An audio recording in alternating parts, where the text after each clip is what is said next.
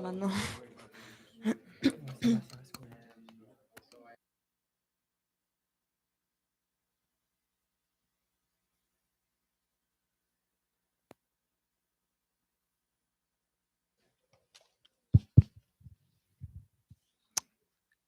Hi, did everyone have a nice lunch?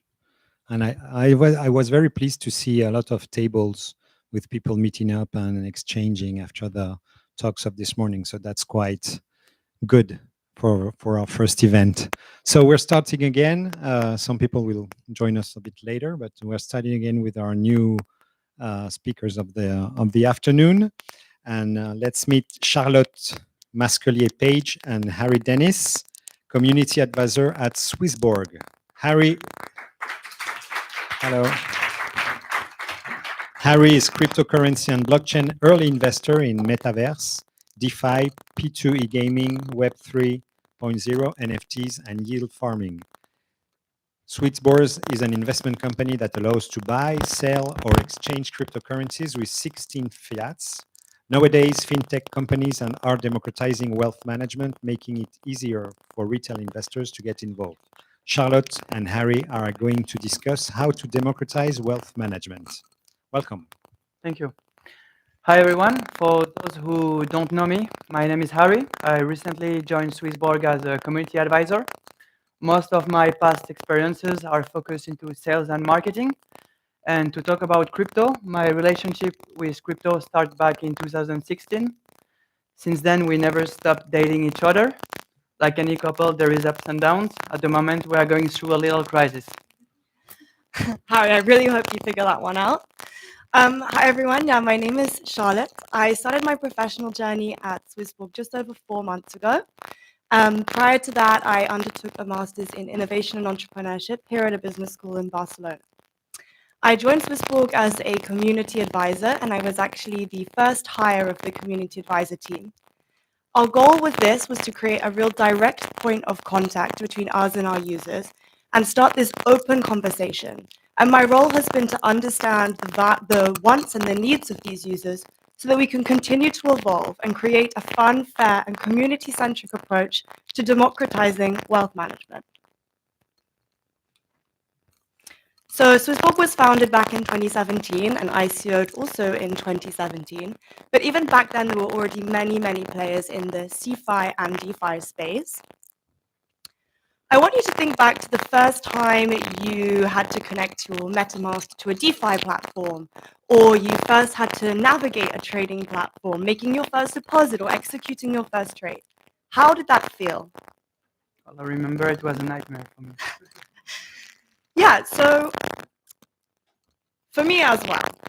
And please can everyone raise their hands if they also felt this way? Maybe it was a little bit daunting, difficult to navigate, complex. Did anyone feel like that the first time? Even if you didn't raise your hand, so I'm not alone in this. Great. Yeah, so when I first started from my own experience, I didn't really know the risks that were associated with DeFi. I didn't think that the information was that accessible or the education material that accessible. And all of these fluctuating trading charts I felt could only be decrypted by experts. So, Harry, can you tell us a little bit about why and how Swissborg decided to combat the issues that users like myself face in the crypto space? Okay, so at Swissborg, we truly believe that blockchain technology can empower anybody to control their wealth, and that decentralized wealth management is the next step towards a world of decentralized nations where every individual is welcome and fairly rewarded for their contributions. And that is why we decided to create Swissborg, a wealth management platform based on meritocratic system, focused into designing tailor-made investment strategies based on investors' choices, combined with self-learning algorithms. Our vision is to make it fun, fair, and community-centric, and accessible to all. So then, the mission was to take this vision and transform it into a tangible product. Today we have the Swissborg Wealth app, which is a meta exchange and a digital wallet, and we also have our own token listed on the platform. It has a quick and seamless onboarding process, which you can do in less than 10 minutes. It has a security system which users have confidence in and are reassured by. We have indicators about every token on our platform combined with some analytics. And you can yield in DeFi in 22 different tokens. And we do this with our Smart Yield program, partnering with different protocols, and we minimize risk to maximize return. So here it was a quick demo showing how a user would convert USDC to BNB in order to activate the compound yield. For technical reasons, the video is not available, but basically it was showing how easy it is to navigate through the app to convert stablecoin to any token, in this case BNB, and usually to activate and generate passive income through the yield. Also, our integrated smart engine take the users out of investing by connecting to 5 different exchanges to find the best rates and liquidity in a matter of seconds in order to find the best price execution. So a little bit of an overview of where we are today. In just 1 year, Swissborg became Europe's top crypto wealth management platform. We have over 620,000 verified users, over 1.5 billion Swiss francs of asset under management, and last year generated revenue of over 77 million Swiss francs. We continue to be very pertinent in markets such as France, the UK, and Switzerland. We're growing in areas like Benelux and Germany, especially with our new implementation of the German language into the app. We're also growing in markets such as Italy, Spain, Portugal, and even further afield into places like Canada and Singapore. And what this shows is that Swissborg is giving the opportunity to users globally to participate in a fun, fair, and community-centric wealth management platform. So without going into too much details about the key figures and milestones, 2 things that I would really like to touch on, though, is that this year Swissborg obtained the PSAN license in France on the 12th of April, meaning that we operate in a more legal way in this country. We were actually the first crypto platform to do this. At the start of the year, we were around 200 employees, just over, and by the end of the year, we're projected to be at 400. And this just proves how fast Swissborg is growing and changing. So we make this one especially for you today, traders. It details the extent of what we offer here at Swissborg through 7 different pillars. We have the smart engine. You can get the best price and liquidity from multiple exchanges. We get instant fiat getaway. You can control at any moment your cash. You can invest crypto through many dApps in multiple chains. You can also use the smart send, sending over 40 crypto assets to any Swissborg user instantly with 0 fee and with 1 click. There is also soon there will be thematics. You will be able to invest in crypto bundles depending on your values. Eco project, metaverse project, security project, community project. There is also portfolio analytics. You can at any moment get an overview of all your deposits, withdrawal, fees, profit and losses. Also visualize how your portfolio has grown over time. Also, I didn't finish. Also, the smart yield. You can add crypto assets to your account to get daily yield and generate passive income. So we already touched on a few of these, but this just shows how Swissborg is diversifying and evolving. We already spoke about the best execution through the smart engine, and it has come through the smart yield. A little bit more on thematics, which is essentially a basket of coins grouped by topic, and the first ones are going to be which obviously users can invest in, and the first one we're going to be focusing on is the topic of sustainability. We also have our Swissborg Ventures project, which allows eligible users to invest in early stage projects. and a number of NFT projects on the go. We've already partnered with tennis star Stan Wawrinka on his Woman project, and also had a recent partnership with Bottle Wine Club. We also have our Suniverse project, which is essentially a digital comic book, and furthermore our Cyborg project, which is a utility NFT, which has multiple utilities, which Harry is going to expand on now. Yeah. So Borg is really excited to invite you to join our first wide-scale NFT project, the Seaboard, utility and purpose-driven NFT project featuring 10,000 unique Seaboard heroes. Key utilities include investing in DAO funds and governance rights. The best part is that all the revenues generated by the initial mint and also by the royalties will be reinvested in Web 3.0 projects that will help to protect the Earth and that will be sustainable. At the moment, we can't say more about it, but we are also building partnerships with real-life heroes in order to add value to these NFTs. Stay tuned for more updates soon. And here, it's a competitive positioning of Swissborg. You can see there is many actors, and you will ask me, but why Swissborg is different? Well, Swissborg is a hybrid app. It's a mix of DeFi and DeFi, allowing anybody to invest in crypto in a fun, fair, and community-centric way. We focus into the community and we regulatory compliance. We also think that investing through an app shouldn't be complicated. That's why the app is really friendly user and fun. And to finish, I would say that you can do anything in the app through one touch with your finger. Thank you so much for taking the time to listen to us today. We hope you've gained a good understanding of how Swissborg is democratizing wealth management by making it fun, fair, and community-centric. If you don't already have the app, please scan the QR and you'll be able to onboard in less than 10 minutes. Thank you.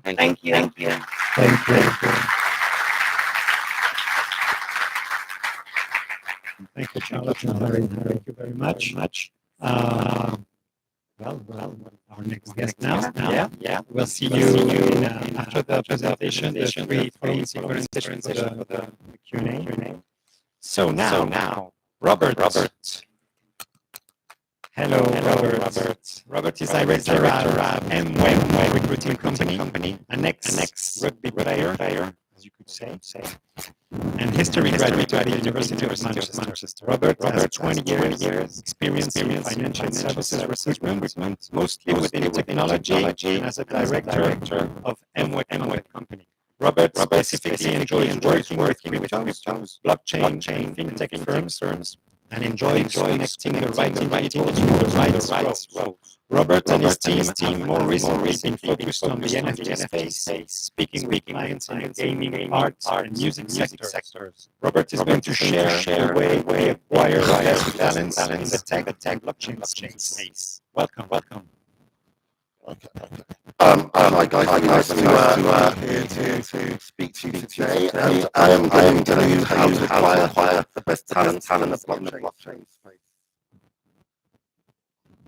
First, I'm going to tell you a story of someone that I know. Used to work with dad. 24 years old. And he graduated in 2019 from the University of Brighton. It's a 177th university out of 132. Not a great university by any means. A degree in computer science. But he's passionate about what he learns. He loves a dedicated code of university. He did hackathons. He worked as a technology director for TV channel. He wrote and worked on the gaming website, and over the time he's worked 10 different contracted fintech organisations. He's contracted companies such as Benefit, Lloyd's, worked smaller stuff. He never wanted to go permanent, but about months ago, he got a call. Googled him up, looked at seen what you've done on LinkedIn. We like the sound of you. We like the profile. Why don't you help with us?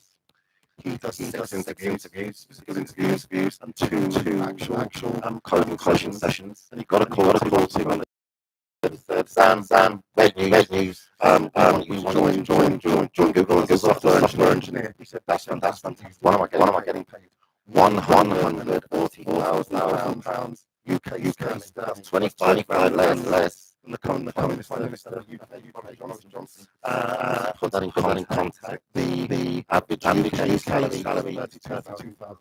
This is the starting salary, 20-year-old. The only job pay you more, right out the gate, is working magic circle law firm. That gives you some sort of indication as to where the tech market is at the moment. You've got a 24-year-old from Paul University and 40,000 plus 40k stock option last year, 20k. State of play, technology improvement in 2022.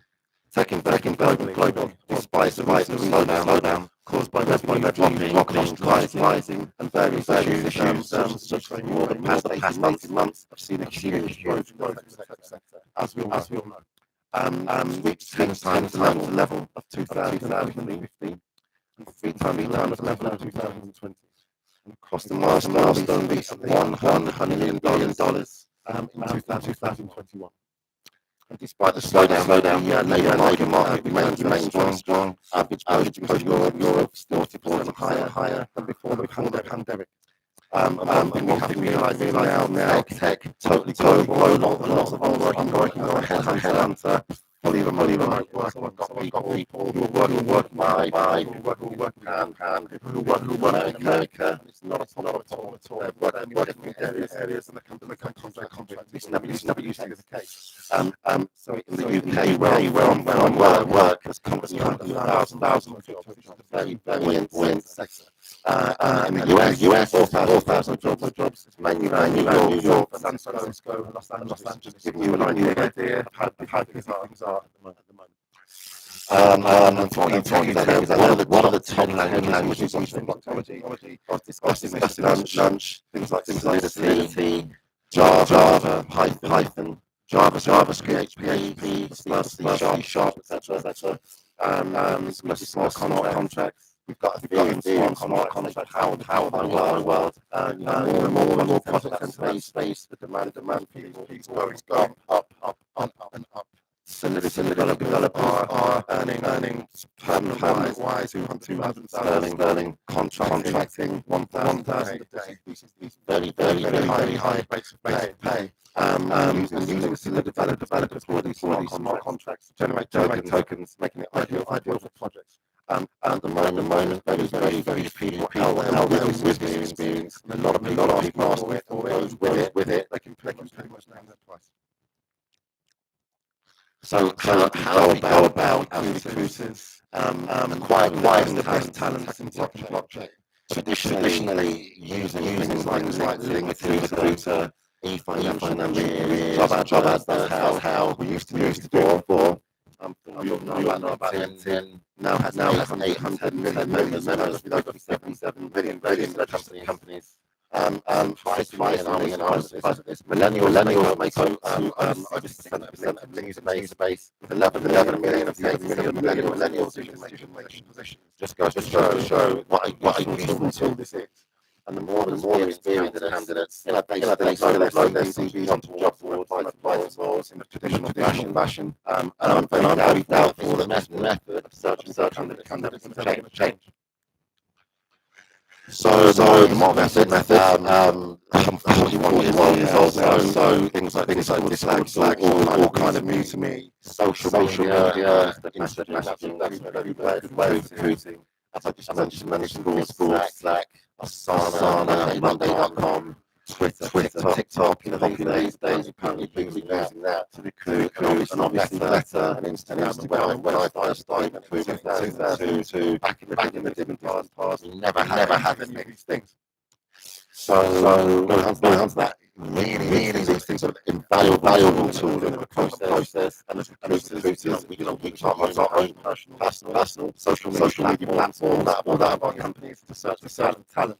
Direct messaging, important group messaging, really use frequent conversations between two or more team members. And the thing about this is the channel support open conversations with community members. They can freely join in any channel they want.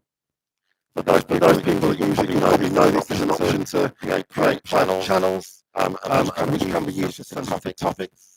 And a colleague of mine actually became an economist and a marketing specialist. She found on Twitter this year with two of our clients in the NFT gaming space. Just going to show things are changing and will continue to do so in terms of recruitment.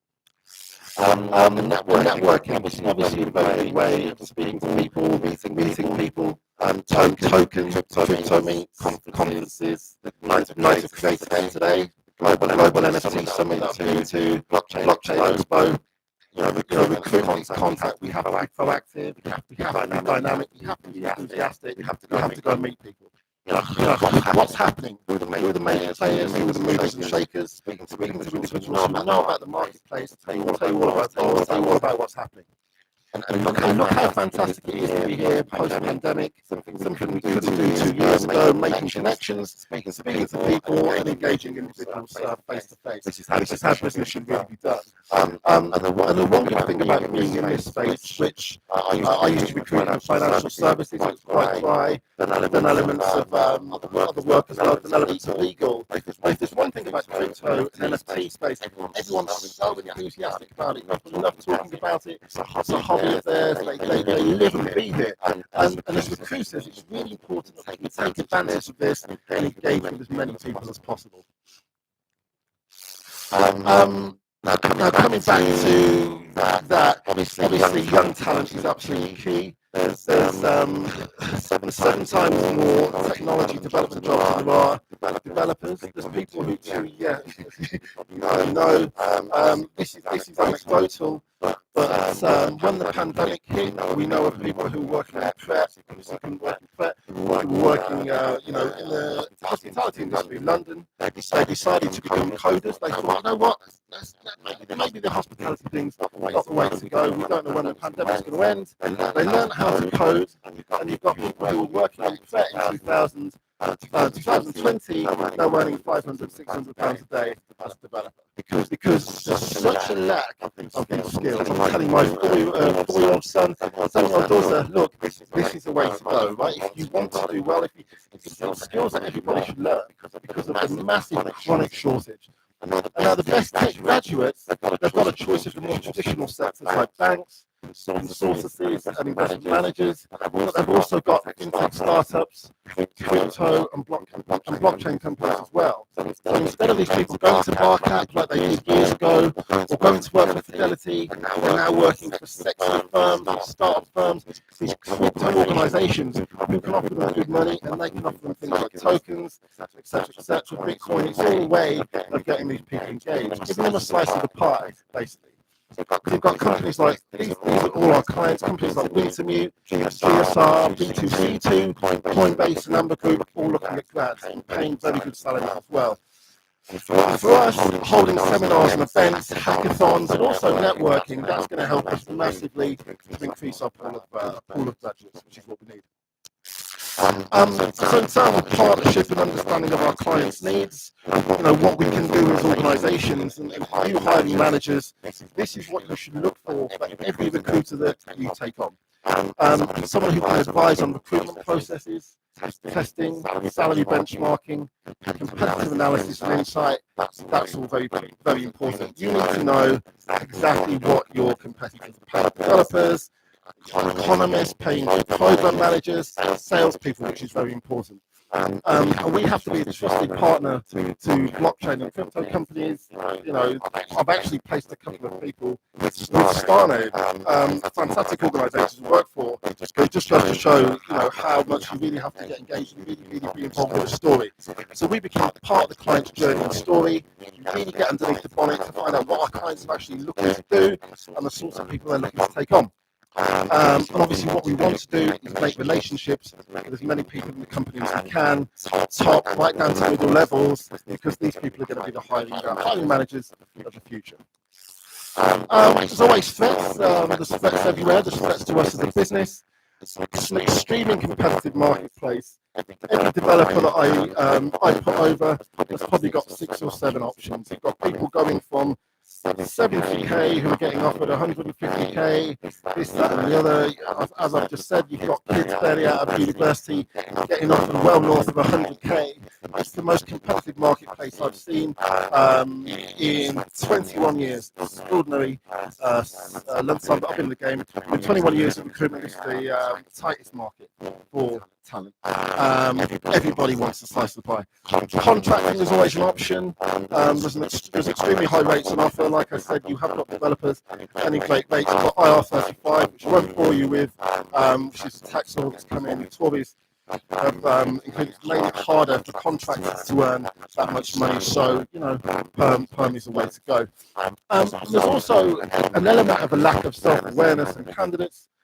Some candidates really are pricing themselves too high because they know that they can do that, but some clients are going over and above to pay because there's seemingly never-ending pots of money in the crypto space. But obviously, given the events of 3 weeks ago where I came back from the gym and everybody was in tears at the desk, and then I checked my Swissborg account and I saw what happened to my crypto investments. It's a very, very volatile sector, as we all know. And will this volatility send candidates scuttling back to the more traditional sectors like the investment banks, which you know, they've been there forever, and the Metas and the Googles? Let's just see. It'll be interesting to find out what happens. So to conclude, despite a recent dip in the general technology market, the war on talent is as keenly fought as ever. And as recruiters, we must be sharp, flexible, aggressive, and proactive in order to get the best candidates for our clients. But the good news is that the vast majority of candidates in the tech space are very keen to work in the crypto and blockchain sectors, and long may it continue. Thank you. Thank you, Robert. Thank you very much. Now we are Samuel. Yes. Samuel Villegas.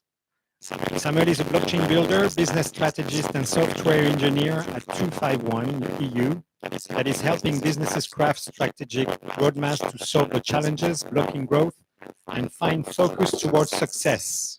Samuel is also a host of Startup Fucks Up. Yeah. Yeah, I have to say it. Yeah. Well, it's, you know, beep. Yeah, beep of Startup Beep Ups. Passionate about entrepreneurship and sharing about the founder at Beep Ups, such as losing investments, hurricanes, closing businesses, and debt. He's going to discuss the use of blockchain and DeFi for funding startups. Welcome, Samuel. Thank you. You have plenty of time. I have plenty of time. Yes. Oh, great. Awesome. I wasn't planning on that, but good to know. So, as you heard, my name is Samuel, and I'm a software engineer, business strategist, founder, and I'm here to talk about blockchain and DeFi for funding startups. So, when I was analyzing blockchain and internet capabilities, communities, and also funding for different companies, it was natural to me to think that all the benefits that blockchain have that solve some of the problems for traditional finance and for fiat currencies, combined with a community in the internet and many people together, it was ideal for doing some type of funding towards startups, toward companies, or we have seen some other examples about this with Constitution DAO. They wanted to buy the Constitution, or they want to do some stuff. So before I get into the details of this, I want to tell you a bit about myself. And in 2011, while I was still in the university working, I started working in my software development company, and we developed mobile applications, websites, API integrations, internet, whatever they asked us, we were going to do it. And we did that for companies in the events industry, the sports betting industry, also healthcare industries, wellness industries, and many other things. So it was very good, and I was able to build a team, and this was part of the team. I was already going mad, you can tell me on the right. And the reason that I was going mad about it is that after 5 years of doing that, I realized that building software for other people was not what I wanted to do, and I wanted to build something for myself. So I stopped doing software and brought most of the team from the software company to found Innovation Hacking Lab. And our goal in Innovation Hacking Lab, I partnered with my father, who was an ex-consultant from McKinsey in the telecommunications area with a lot of knowledge in business. And our goal was to build a software as a service platform that would allow entrepreneurs, founders, and small and medium businesses design their business models, test their ideas, validate their market ideas, and ultimately reduce the failure rate of startups. So we developed an MVP, we raised capital from an angel investor, things were going very well. We went to events, we were given chats and stuff, and our main pillars were an educational pillar where entrepreneurs could go and learn about finances, about marketing, about strategy. How is this going to help them improve their business? Also, we had an modeling tool. The Blue tool was a place where they could design their business models, test their ideas, and understand that. And then we had an experimentation tool that you could go to the market and test the market and see what results the market gives you back. So we did that. We founded that in 2016, and we did that for 3 years. We were working really hard, but of course, startups are not bulletproof, and we failed to reach product market fit in those 3 years. And the reason I believe is that we did not put enough effort in sales. We thought that the product was so good that it was going to sell itself. And of course, many of you might know that this is not true. And well, that was in 2019, and things were going very bad. We didn't have enough cash, enough energy.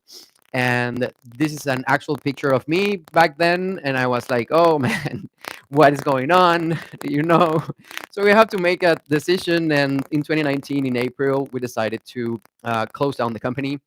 We had to fire the team.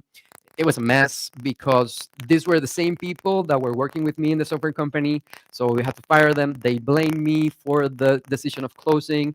They didn't want to work with me anymore. So I lost my team, lost my company, lost everything. And I said, all right, now what do I do, right? Like, where I found myself in this situation. And so I started thinking and going back on everything that we built, right? Everything that we built our software development company on. Sorry, it's the software as a service platform.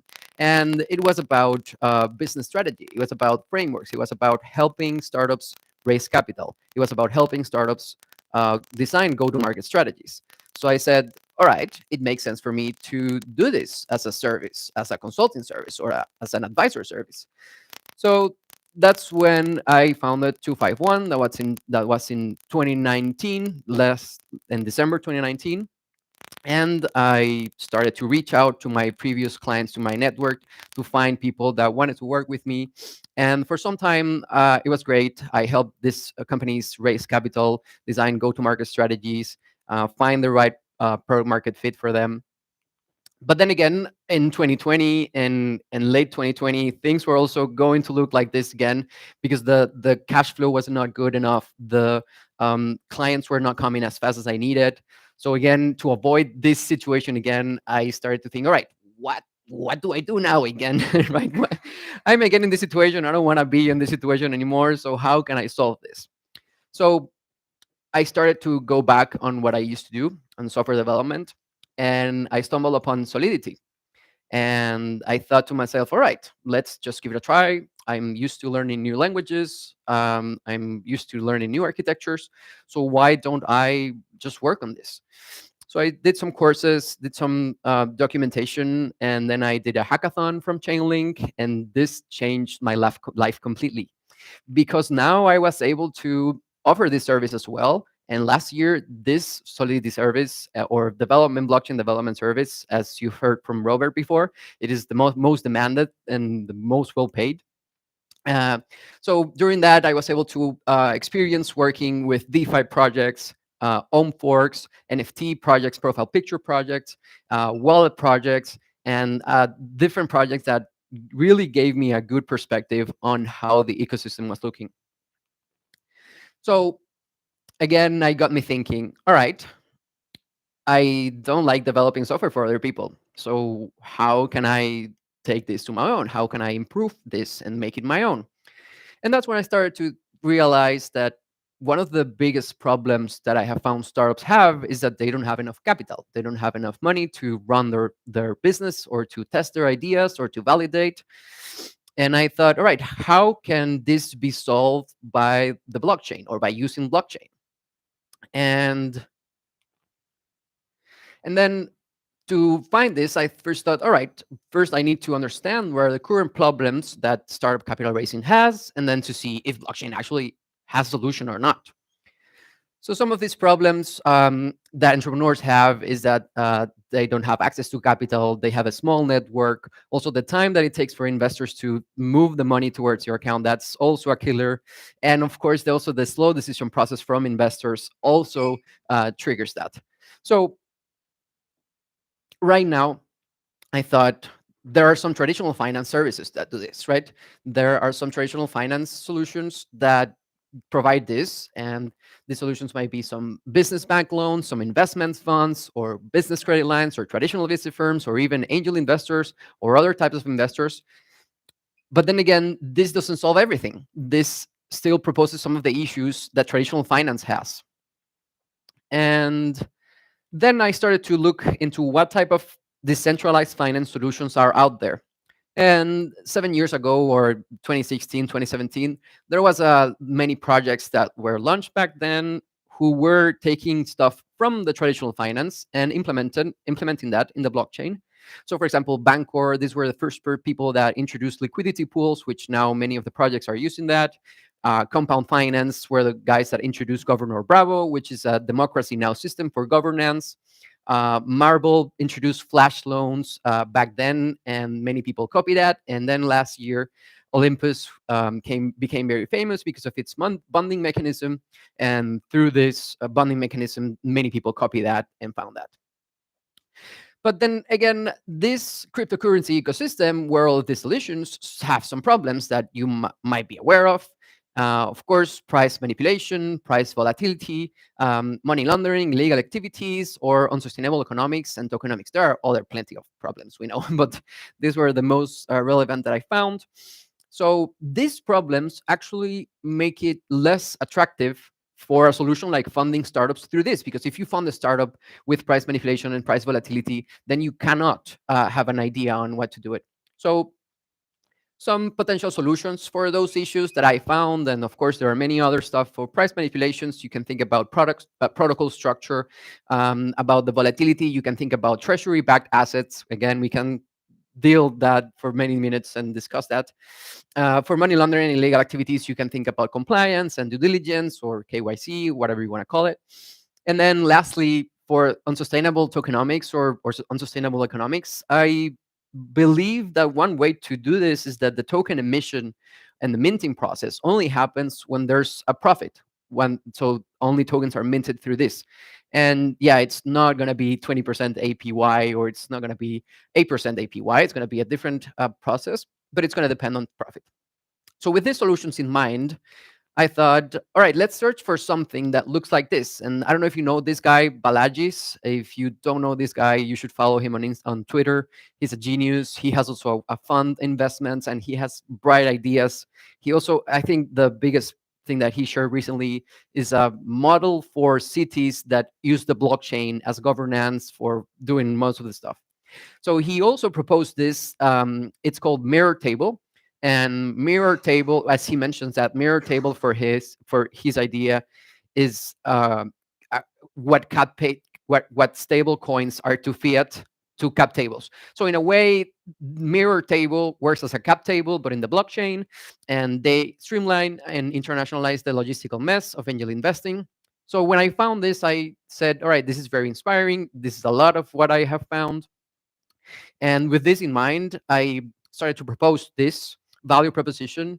So a DeFi protocol for funding startups in the case that we are helping investors and entrepreneurs solve the common problems that fiat currencies and traditional finance propose in investments by implementing a blockchain solution for specifically for startup capital raise. So how would this work?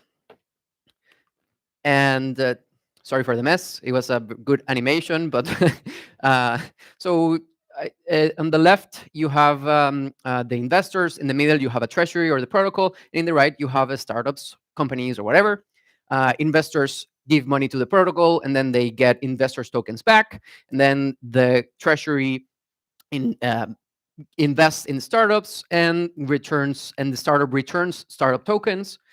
And then the startup do their business, validate their ideas, and when they make profit, they buy back their tokens or give back their tokens. This needs to be defined and how this happens, but the idea is that the profit that the startup generates from that investment, it is returned to the protocol somehow, and then investors can exchange their investors tokens for that profit.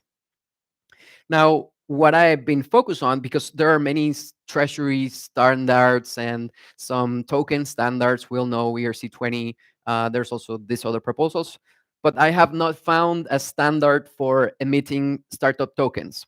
So what I propose is a smart contract standard that has a way of calculating the valuation for the startup, that has a way of minting tokens for whenever there's going to be a raise, and then that has a price calculation based on the valuation and then the amount of tokens that are minted.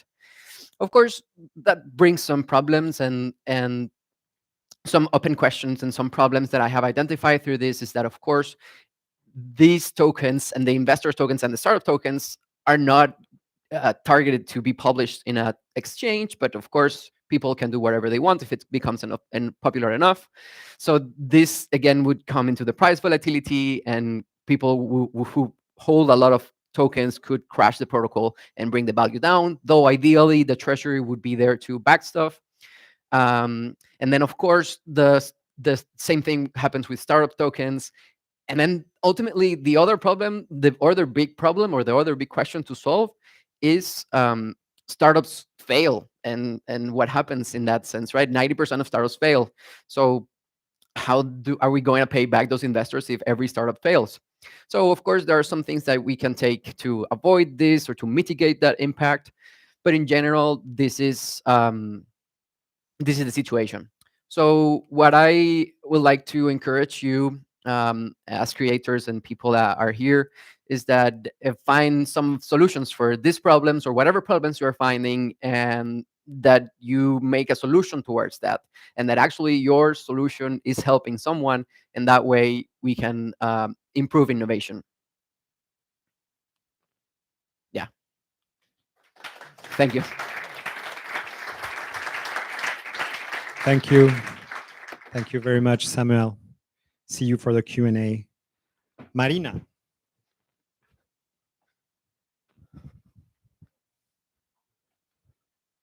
Marina Mancho. Marina is the head of legal and partnerships at Blockchain Valley, responsible for leading collaborations with external law firms and for development of legal framework and compliance. A legal framework is required for using blockchains as unique and trusted sources of identity. Blockchains can record financial transactions and legal operations.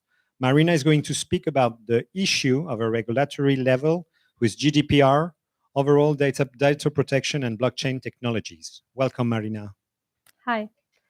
Hi, everyone, and thank you to the Night of Creators for asking me to do this keynote. It's going to be a tough one to follow. Legal is not as exciting as startups, but I'm going to try. You guys bear with me. So this topic is mostly a debate right now, as regulation hasn't caught up yet with these new technologies. As we all know, regulators are usually not really fast.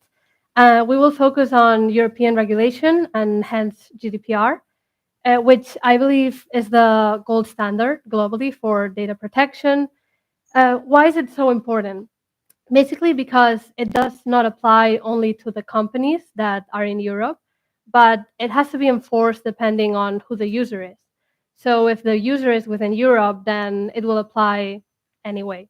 For example, Blockchain Valley, our company has offices in London, Paris, Barcelona, and South Africa.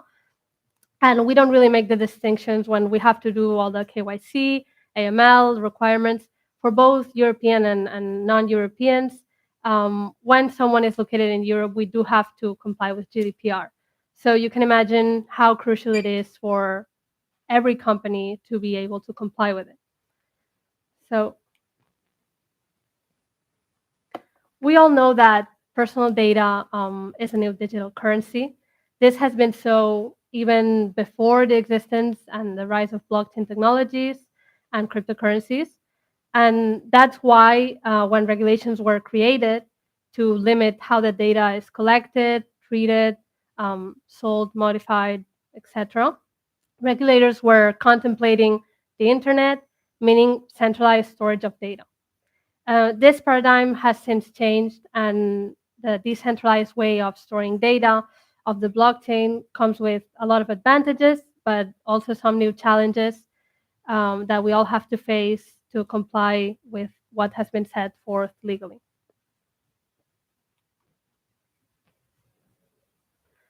So let's go over some of the rights that GDPR gives to all European users. These are not, by all means, all the rights that are in GDPR, but we're just going to touch on these because I believe they're the most important to see what the challenges are. Under Article 4 of the EU regulation, a data controller is defined as a natural or legal person, public authority, agency, or otherwise, that determines that the purpose and means of processing personal data. GDPR assigns to data controllers the primary responsibility for implementing appropriate technical and organizational measures which aim to protect that personal data. That means that this figure of the data controller is really a key figure and essential in GDPR. Another right would be the right to be forgotten under Article 17. As we all know, if we want our data to be erased immediately, when the data controller has no longer a lawful basis, sometimes it is required by law that you keep data for a certain amount of time. But once that requirement is done, that data has to be deleted if it's required. So another right would be the statutory requirements of privacy by design and privacy by default. That's under Article 25 of GDPR. And this means that any data processing system has to be designed and developed with data privacy and data protection considerations in mind. So let's see why these three key rights challenge the blockchain. On the first place, the data controller figure is directly opposite to the decentralized nature of the blockchain and its nodes. There is no one person responsible. The blockchain eliminates the need to trust a third party. Let's say we want to delete our data with a big company. We have an email to reach. We can know exactly who is responsible for this, for deleting, changing it. However, on a blockchain, we couldn't ask each and every node to do so. So there is no data controller figure. Another one would be the right to erase one's personal data. It's also kind of opposed to blockchain technology because of the immutability of the chain, which doesn't make it possible to remove data. If we could reach a hypothetical data controller, it would also not be possible to delete a whole block without compromising the whole chain. So there are many ways, however, to anonymize data so that it can't be linked to a person anymore. Of course, there's a risk that that data will be reversed and identifiable, which would mean it's not fully anonymized. And that's the difference between pseudonymization and anonymization within the GDPR framework. Finally, the privacy by default mandate. We can assume that blockchain tech, when it was being developed, it did not have privacy in mind in the way that the regulators expect. But however, it does approach privacy from another angle, like we were speaking about anonymity. Both European data protection and blockchain technology seek to give more control to the individual over the processing of personal data. On the one hand, the European regulation says that every organization governed by a central system in which there's one person responsible, and then blockchain uses the premise of decentralization of its management. So there is no one that can make unilateral decisions on data recorded on the blockchain. That means it's more tamper-proof and it's more transparency as well. So now that we see that there are some conflicts there that have arisen, we have to look forward to the solutions. The solutions, I believe, cannot go exclusively in one direction. We can't change legislation completely just because we would be at risk of losing fundamental rights that we all seek to protect, but also changing blockchain technology has the risk of compromising its many virtues. There are some technological solutions that I will just touch on. An example would be a blockchain technology that allows for data erasure. It just requires that we keep the hash functions interrelating the blocks intact while allowing the removal of personal data from them. So it's kind of like redacting information on these blocks without affecting the integrity of the chain. Another option which is used is to retain personal data in off-chain storages. Personal data would be entirely detached from any other transaction data and put in a separate off-chain storage. And the authenticity of that personal data can be verified with corresponding hash functions stored in the blockchain network. I would argue that the best solution here, it doesn't really come from the tech solutions, but really, I mean, don't get me wrong, they're really important and useful, but it comes down to the legal interpretation and the fact that the European governments are more willing to accept blockchain technology. So that means to define the different concepts that appear in the GDPR in a way that it could be understood by authorities and by courts as to include what blockchain technology is doing right now within the GDPR rights. So the definition of erasure, for example, it could refer to minimizing the identifiable information. So that means that we make the data practically inaccessible, even though it's technically still in the chain, but it really comes close to the users being able to effectively exercise their right because that data is no longer available. I think adapting our definitions and trying to protect users with encryption could really allow the blockchain to maintain most of its benefits like transparency, tamper-proofness, immutability, while fitting with the current provisions. So it is not feasible that all or most blockchain applications will implement technological solutions, especially designed to comply with GDPR, at least in the short term. And it's also not foreseeable that all European countries will adopt jurisprudential positions that allow for a minimization of the information to be admitted as data erasure, for example. This is why I believe it's really important that governments and the blockchain community cooperate at this point. And we just need awareness within the community that this is a challenge that we are all going to face eventually, as well as being able to communicate with the regulators, who, as I said before, they're really behind on all of this. The solutions will come on a case-by-case basis, and there are a lot of companies actively working to solve all of this. And I would just highly advise anyone that treats personal data to search for legal counsel for their specific case. And yeah, this is really what my keynote is all about, just putting the spotlight on this topic. I do not have a solution for all of these problems and the discrepancies with GDPR, but I hope it helps some of you understand from a new perspective and maybe ask some questions. Thank you.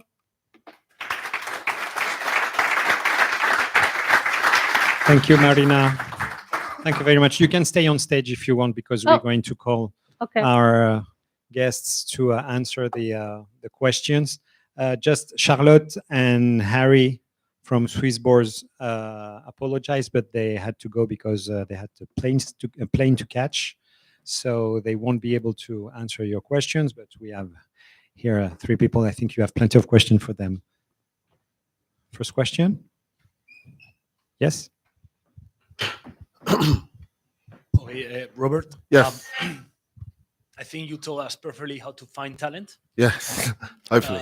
But to be honest, I missed some part of how to attract it, because like how to become an attractive company once you find it, once you know where it is, once you know how to find it. Like, or let me ask it in another way: what do these people, these professionals, value in companies? Is it salary? I don't know. That's a good question. Salary is important. Millennials also like a good working culture as well, good working atmosphere, good working environment. As I said, things like tokens, etc., bonuses. I'd say honestly that things like pensions are probably less important, but a slice of the pie in terms of, like I say, bonuses, stock options, etc. That's what people want. What's happening is so many people, like I said in the presentation, so many companies are looking for the same thing. You know, they really are. They are looking for the exact same candidates. So it's all about what sort of culture have you got, what sort of plans have you got in place for growth, etc. You know, how exciting is what you're doing. That's how you stand out as an organization. There.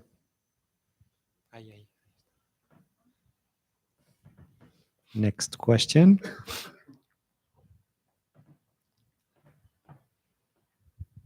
Yes. Yeah, al fondo ahí.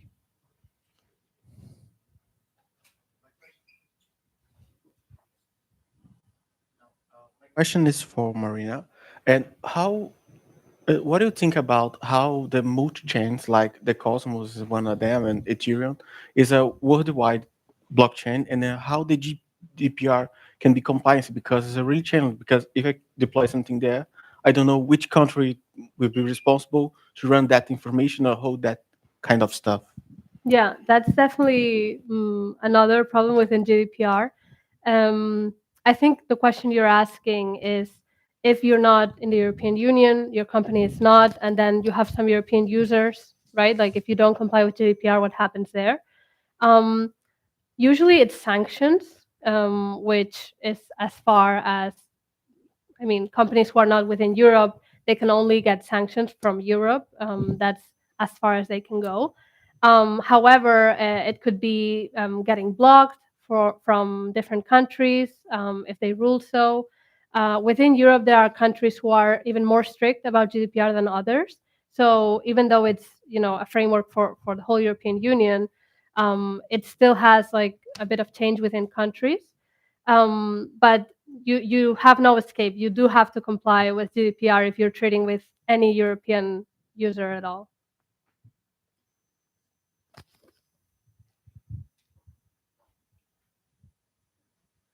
And for Marina, again, yeah, it's a question regarding rather not something which is happening really recently, like behavior within digital spaces, metaverses, such. Say that we're building like a metaverse, decentralized metaverse platform, and somebody is abusing another user or avatar. Yeah. And then this kind of abuses are more frequent and difficult to moderate. Yeah. From the perspective of who is building the actual, how's that gonna be working in terms of legal responsibilities? Like I'm owning a metaverse I'm building, but then somebody's gonna be funny and what I'm supposed to do about this. So that doesn't really fall under GDPR, but it's something a bit different. When there's, you know, bullying or threats online, it's a bit hard to moderate, because you have to take into account the freedom of speech, but at the same time, you can't allow hateful commentary to be going on in your platform. So usually it really comes down to setting up like a really good terms of use for your metaverse. and being sure that you're banning this hateful commentary or whatever. And that way you can make sure that if you moderate someone or you even kick them out from the platform, your terms of use specifically say so that you're allowed to do so and you're not going to get in trouble. Yeah, but are you spending time controlling what's going on or decentralize each one behavior rather than Exactly. how do you I mean, there's no one answer. You can decide how to do that. yeah. But to be honest, I would say if you don't regulate at all, that's probably not going to be your platform's responsibility anyway, if you state so clearly in the terms. So it's up to you to decide how much you want to regulate. There's been a huge debate on this about like Twitter, a lot of platforms that have this kind of problems going on, and they have AI deciding who to moderate, who to not moderate. And yeah, I mean, it's still in development. It's really hard, but it's a really good question. Thank you very much. Yeah, maybe a question for you, Samuel. Yep. You mentioned during your presentation that you went bankrupt several times. Yeah. And you're still there. I am here. Yeah. which is good news. Could you share with us or tell us what did you retain from this experience of personally of getting bankrupt and getting back again? I think your story was quite interesting, but I would like to understand more what your experience personally was about it. Sure thing. Yeah. So I have been bankrupt several times. Most recently last year, and yeah, who knows this year? I don't know.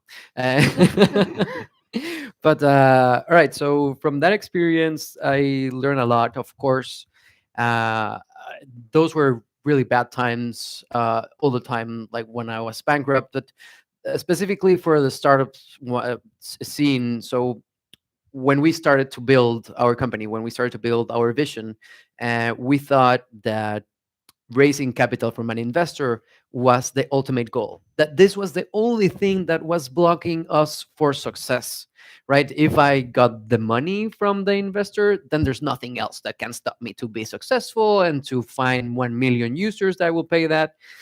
Right now, after having faced that, I have changed my mindset about that in the way that right now I'm much more cautious on what type of capital and what type of investor I reach out, even if there's a way to be in bootstrap, even if there's a way of not asking for capital.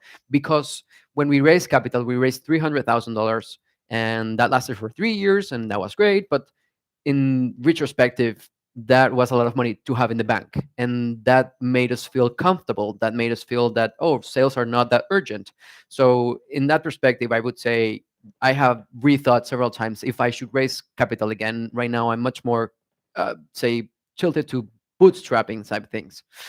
Then also the second time last year that happened, so that over here it was a very good. So one of the issues that I found while I was trying to get more clients for branding and for consulting, for strategy and for consulting, it was that so many people told me you need to specify, you need to choose a niche. And I was like, yeah, but how do I choose a niche? Like all the frameworks, all the works for every business. You have a bakery, I can help you.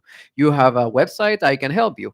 But of course, yeah, many people told me to niche and to find in a specific industry. So when I started to look into the cryptocurrency industry, things switched completely. So that's another thing that I could share that I learned from that experience. So even though I was very fixated in the fact that I could help any business, the fact that I could just choose a specific industry and streamline through that business took me out of bankruptcy and took me out of that situation. And the other thing that I can tell is that the stress that you have whenever you are bankrupt is the same exact stress that you have when you have $100 million in your bank and you need to run a company and you have 200 employees. So I dedicated to learn how to manage stress because it wasn't going to be the same stress. So at some point, if I manage a company with 200 employees and I'm stressful, it was going to be the same stress that when I was bankrupt. So I would say that's another thing that I really learned on stress is the same. It's just different problem that has that.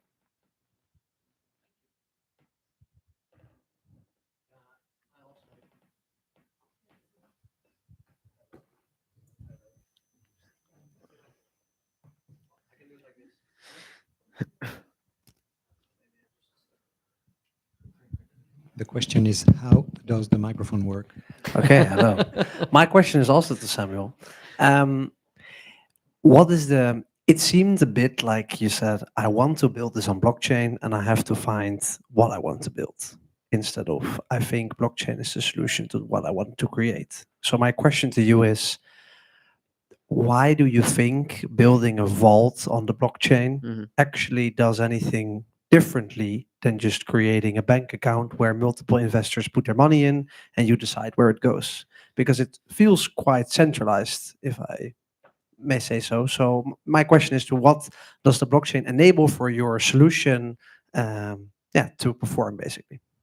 Thank you. And this is actually one question that when I started to think about this process, I am not a finance person, so I am an engineer. So I always have built, oh yes, let's build stuff, and that's it. So I don't know anything about how the money moves, and so I have a friend of mine who knows about this. So I called him and I said, oh yeah, what do you think about this? Right? What do you think about this process? And he told me, why are you building this on the blockchain? Why don't you open a bank account and just raise a fund and invest the funds as you wish, as the same in incubator or a VC fund? And I still have not found a direct answer to that, but the some of the stuff that some of the advantages that this blockchain solution could take is that the decision in which startup is invested could be done by a voting power, by a governance power.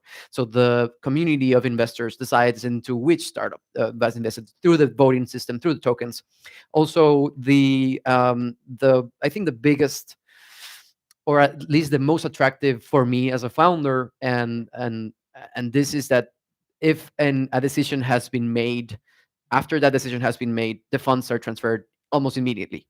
So the idea is that the contracts and the protocol and the vault have a way of doing that. And whenever a decision has been made, that gets done automatically. And then as a startup founder, I'm able to get the funds that I need when I need them. That's maybe a small add-on. Yeah. How do you forego that the investor token is a security? Because it sounds like security. Of course. And then so that's also one thing that I have thought a lot about. And the only solution that I have found is that this should be taken as a registry, not equity, not shares, not a security, but as a registration of the information of the transaction. And if you name it just as a ledger and not as a financial asset, you might get it away. But ultimately, you can get targeted by governments that regulate, and it is a security in the end.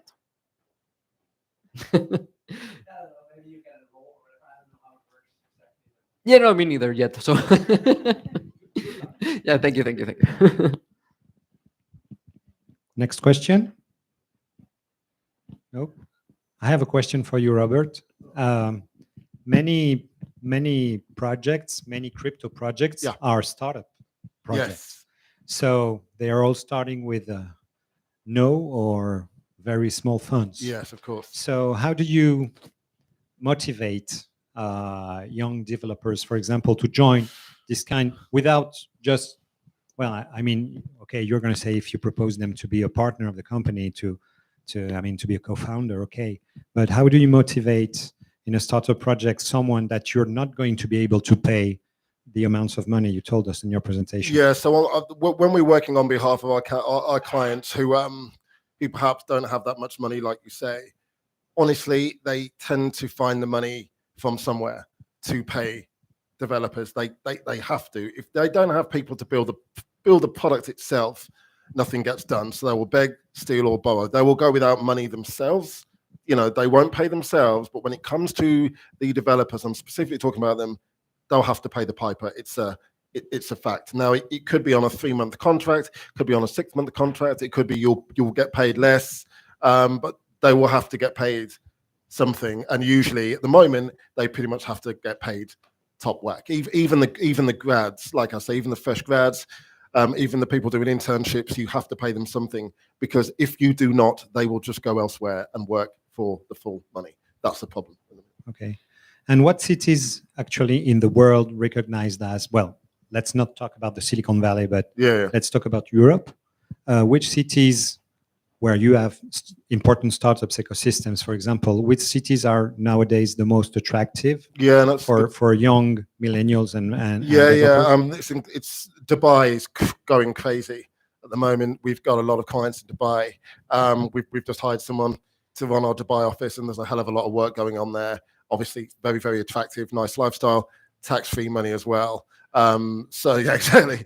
And again, if you are, because it's basically zero. So if you're 24, like this Sam guy, I know you're getting paid 140K, you're going to get taxed 45% on that. If you're earning that in Dubai, that's some serious wedge. So it's a massive growth market. And then you've got the standard sort of, you've got your Paris and Berlin, etc. London's always going to be busy. Barcelona's going to be busy. But but this is a global thing, right? Crypto is global, and there's so much going on everywhere. And like I said, recruitment is remote, and people are just working remotely 100% now. So this is a sea change in the way recruitment's done over the last 4 or 5 years. Thank you. Any more questions? Amaury. Yeah, thank you, Robert. I would like to know your point of view of recruiting a consultant or an employee for a startup. Yeah, good. That's an excellent question. For a startup, if you can, try and get a full-time person. If you can, that's always the best way. You want people who are going to sort of grow with the company, build with the company, people who are going to be fully ensconced in the organization. But you've got to make sure you pay them, and you've got to make sure you look after them, because Meta will pick up the phone. They're just scattered. Meta have got hundreds of recruiters, thousands of recruiters. Work for a startup for 2 years, you're going to get on. You're going to get a phone call. So you've got to make sure you look after these people, bring them on perm as part of the family. If it's contract, you pay them a lot of money for 6 months, and they just go and take their ideas elsewhere. It's not necessarily what you want. You want to get these people part of the fabric, pay them, and let them grow with the company.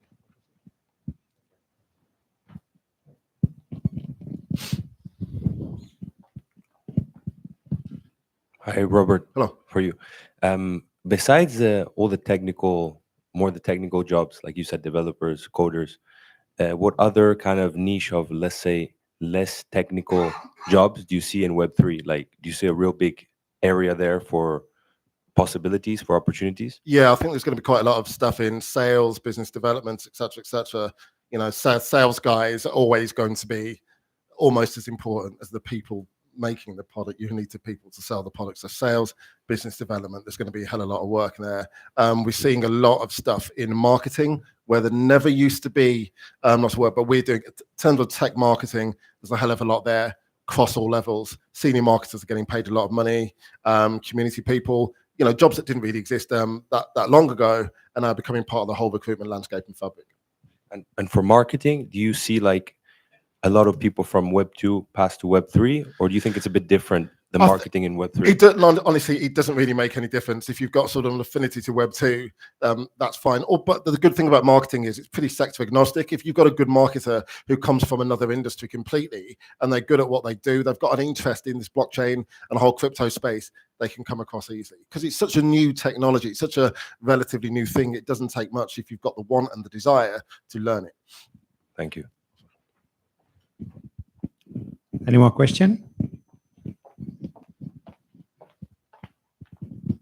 Robert, just to piggyback off of that question, and looking at other niches besides more technical roles, I know MWeek is more focused on technical roles. Yeah. Do you recommend any sort of platform or I guess other space for looking at these more non-technical roles? And how do you mean, like sort of product manager roles, etc. Yeah, I mean that's an area we try and focus on. But you know what? That's sort of there's sort of technical product managers and non-technical product, but that falls under our remit as well. But again, a lot of the product roles, they're quite technical as well. They want people who understand the project, people who've got computer science degrees, people who would understand it, agile methodology experience. This is what I'm saying. It's so interesting how tech, in many of these roles in crypto, it just forms a sort of bedrock of everything. And at least some knowledge has to be there to be a viable candidate, I think.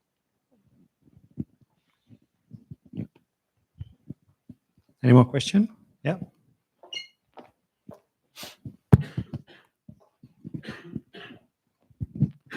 Yeah, I don't want to keep you all too long, but maybe one final question. In our ecosystem, for example, and I think in the entire Cosmos ecosystem, which is a relatively big part in the entire crypto sphere, I feel people are mostly recruited on a word by word, word of mouth basis. Basically, you join the community in what form or whatever. You spend some time there for a few months, and then someone shoots you a DM and says, "Hey, do you want to work for us?" How do you feel this stacks up against, for example, centralized exchanges who don't have this community-driven aspect to drive basically their recruitment? I think I think there's different ways of doing recruitment. I think both of them are viable. I think the word of mouth way is probably best. People trust who they work with, people trust who they know. But what happens is eventually you speak to these startups, they go through the list of people they know, friends of friends, people they went to university with, and then it gets to a point whereby they need to go and recruit outside. There's always a finite, and that's where companies like us step in. But that's the good thing about the crypto space. It's relatively insular, but there's always people from outside you need to bring in to drive things forward as well, as an addendum to the people that you already know. So if you have to press it as like a percentage, how many people in a entire let's say you have 20 people who cooperate for a blockchain, how many people you think need to come from outside to have a strong development team or a strong working group that know all the things? That's a good question. I'd say maybe half and half. If you can bring someone in from outside, bring someone in who's worked for a Google or a Meta or worked for a hedge fund or something like that. These people are highly technical, highly skilled. Get someone in who's worked for Sky, maybe someone in who's worked for an airline, Skyscanner or something like that. They bring some different ideas to the table and put them alongside the people that are sort of crypto native developers. That's how you build a successful team. Thanks. Very informative. No problem. Thank you.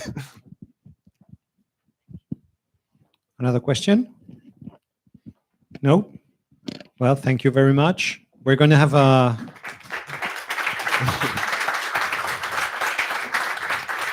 very, very interesting. We see that we have in the audience quite a lot of entrepreneurs because the questions are roughly based on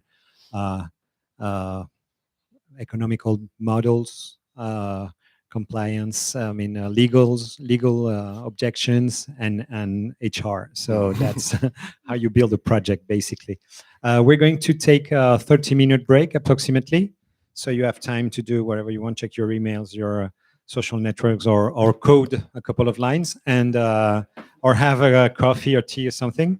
And we'll meet in about a little half hour, and we have 3 more presentations. Thank you.